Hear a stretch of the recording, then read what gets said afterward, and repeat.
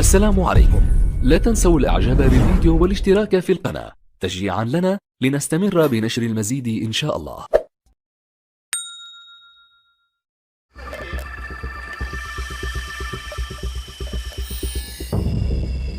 Au-dessus du détroit de Taïwan, l'aviation chinoise a multiplié ses incursions au-delà des limites.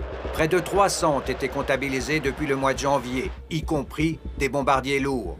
L'armée taïwanaise s'entraîne, elle a relevé ses niveaux d'alerte.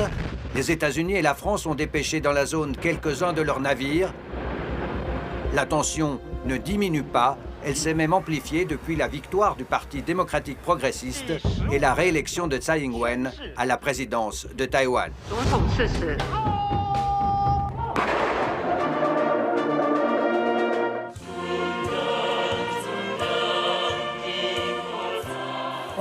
Nous n'accepterons pas que les autorités de Pékin utilisent un pays, deux systèmes pour déclasser Taïwan et saper le statu quo entre les deux rives. Nous restons fidèles à ce principe. Les 23 millions de Taïwanais sur un territoire plus petit que la Suisse ont de quoi s'inquiéter pour la survie de leur démocratie.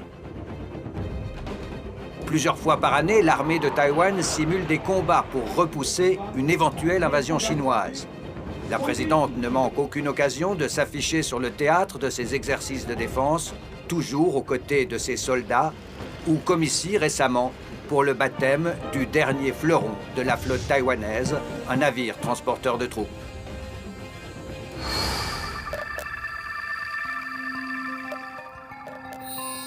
Que se passerait-il si Pékin devait recourir à la force pour récupérer l'île qui lui résiste depuis 1949? Et que feraient les États-Unis si la Chine se décidait un jour à passer à l'offensive? Certains amiraux américains s'inquiètent ouvertement de la supériorité stratégique acquise par l'adversaire chinois dans cette zone Asie-Pacifique. C'est devenu la région la plus militarisée du monde. Face aux États-Unis et à leurs alliés, la Chine ne cesse de renforcer ses capacités offensives. Sur mer, elle aligne désormais 360 navires de guerre contre 300 pour les États-Unis. De part et d'autre du détroit de Taïwan, les chiffres des forces en présence parlent d'eux-mêmes. Qu'il s'agisse des forces terrestres, maritimes ou aériennes, la supériorité chinoise est écrasante. Malgré tout, Taïwan dispose d'armements sophistiqués vendus principalement par les États-Unis. Un récent contrat portant sur plus d'1,5 milliard de dollars a encore une fois provoqué la colère de Pékin. La vente d'armes et d'équipements des États-Unis à Taïwan viole gravement le principe d'une seule Chine et viole les dispositions conjointes sino-américaines. Ces ventes portent gravement atteinte à la souveraineté et aux intérêts sécuritaires de la Chine.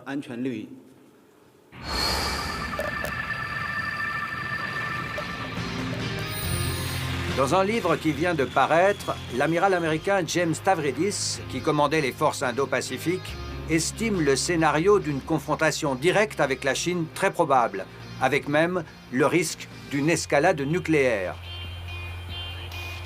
Une fois que vous commencez à tirer des missiles et des torpilles, il n'y a malheureusement qu'un pas relativement petit à franchir pour utiliser une arme nucléaire tactique. L'avertissement de l'amiral Stavridis nous rappelle que la mer de Chine et les alentours de Taïwan demeurent parmi les endroits les plus dangereux du monde. La guerre n'est sans doute pas pour demain, mais on s'y prépare.